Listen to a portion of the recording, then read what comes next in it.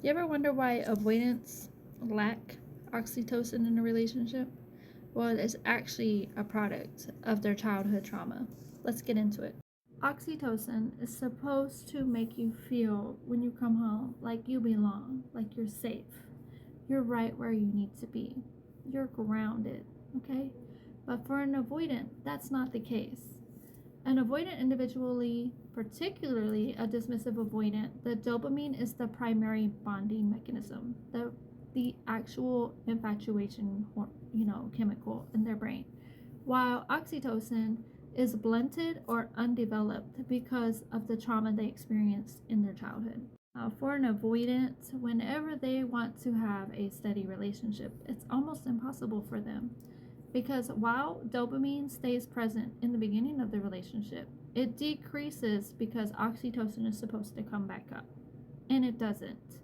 It actually makes them not feel it because when they suppress all their emotions in their childhood, they also suppress the chemical. Is this making sense?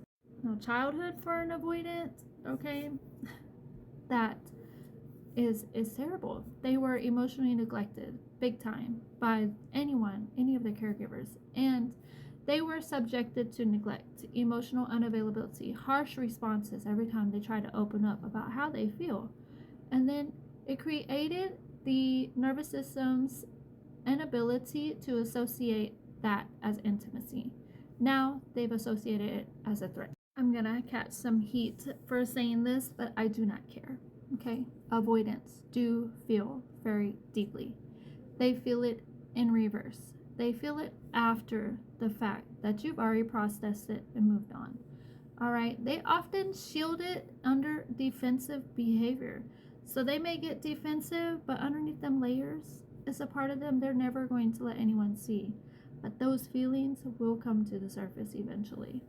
Physical closeness, vulnerability, and continuous care might generate cortisol and stress responses, which can compete with oxytocin being released in the system.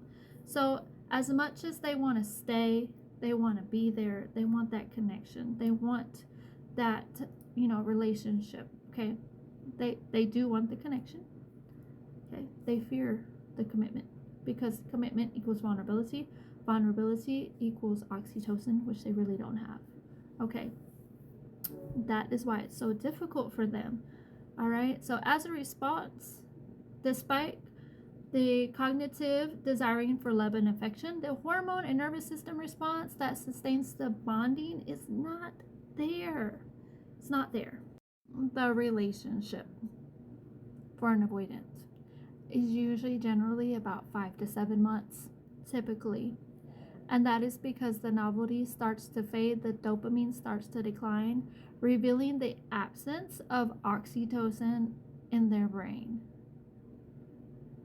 Seriously, guys, they don't have that bonding chemical the same that you do, okay? They can't bond with you because they suppressed it. The oxytocin level is not there. Avoidants can admit that they want a real connection, okay? They can say, I really want a connection, but realistically, they don't feel it. They cannot chemically feel it. They can't feel it in their brain. It's suppressed. It's more than just saying, I'm just going to protect myself. I don't want this. No, they actually chemically cannot feel it in their brain.